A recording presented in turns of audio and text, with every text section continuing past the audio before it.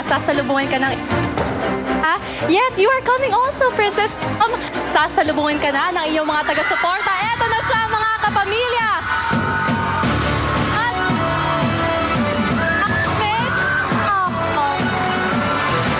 Ang romantic study and stars. Housemate Tom. Hello, ayan. Hinatid ka pa. Dito tayo sa center. Naiiyak si Tom. Grabe, parang... Yes, daakbayan. Oo, para tayo sumasalubong ng bagong Nice. kasal. Maligayang pag... Ay! Okay. Okay. O, pwede na. Ayan, pwede na. Alam mo na, overwhelmed ka, naiiyak ka. Yes. Welcome back to the outside world. This is the real world. Kalalabas mo pa lang ng bahay ni Kuya. Alam mo, Tom? O, eto na. Gusto namin ipakita sa'yo ang ilan sa mga memorable moments mo sa loob ng bahay. Watch this. I'm Tommy Mott, the romantic amboy of PBB Double Up. Simpatiko at determinado. It's not enough. There's still a lot of things that I want to experience, a lot of things I want to learn.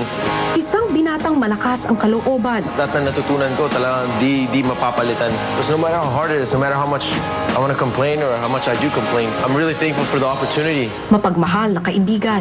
If I stay here with you, girl, At may paninindigan. I'm gonna be the man of the house someday and I have to learn to be on my own.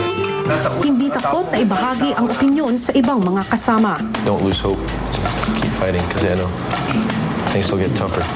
At kayang gawin ang lahat para sa kanila. Na still try to perform 100% sa mga tasks na susunod kasi at the end of the day, kami-kami din lang yung magkakasama eh. Kami-kami din lang yung nakikipagtos sa kabilang bahay.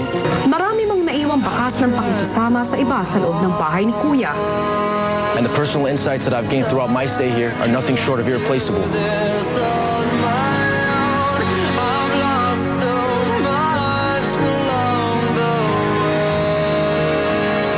And the bonds I've created with my new family are sure to last 1,000 lifetimes.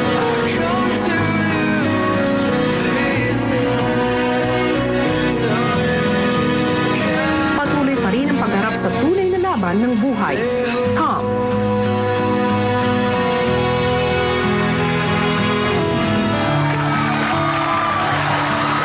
And kapiling na nga natin si Tom dito sa outside world. Ako, I just wanna say, kasi Tom, bago ka lumabas ng bahay, sabi mo, aalis ka na sa Philippines dahil iniisip mo maraming galit sa'yo. Pero right after seeing yung mga taga-suporta at nagmamahal sa'yo, pupunta ka pa ba sa States? Lalo na ngayon, nandito na si Princess. Aalis ka pa ba?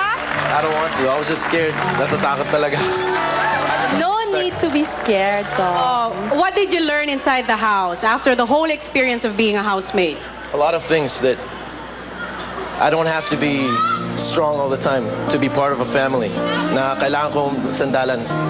That a family is a lot of people. Na hindi ka lang dapat mag-isa. Hindi mo dapat akuin ng lahat. At saka siguro, nakahanap ka rin ng special someone inside the house. Dami mong nakuha sa loob ng PBB. Maraming salamat, Tom. And maraming salamat din sa pagbabahagi mo ng buhay mo sa loob ng bahay ni Kuya. Oh, before we end this May interview, request. May request sila. Sino ba gusto nyo kumiss? Kami ni Bianca o si Ano? Princess? Sino Si ba? Princess Ano? pala, sorry. Nag-request. Sorry. Umasa Step tayo aside masyado. muna tayo. Okay, let's just end this naman with a kiss. Total, matagal naman kayo hindi nagkita. Sige na. Chic lang naman, Tom. Don't Okay. worry. Wholesome tayo dito. Oo. Sige na. Ay, ang sarap naman ma-welcome sa outside world ng ganyan, Parang naging teleserye Tony. tayo ngayon dito sa labas. Ay, nako. Thank you, Tom. At Maraming tulad ni salamat. Tom, limitado lang ang mga oras ng housemates sa bahay ni Kuya. Pero sa Globe Tattoo Super Only, talagang unlimited ang call at text mo kahit anong oras yan. This offer is open to Globe and TM users. 150 pesos lang for 5 days na yan. Just text Super 150 to 2824. Ito na ang largest unlimited network para sa lahat ng mga kapamilya. Kaya, lipat na! Kalalabas pa lamang po ni Tom, pero may mga housemates na nanganganib na mapalabas ng bahay ni Kuya. Kaninang umaga nga po ay nagbigay na naman ng puntos ang mga housemates sa kanilang mga kasama. Narito po ang aming unang patikin. Sa halip na dapat lalong tumatagal, lalong mas nakikilala isang tao. Sobrang kulit, sobrang likot po niya. minsan parang nawawala yung pagka-conservative niya. Sa mga violations na nagawa niya, marami pong nadadamay.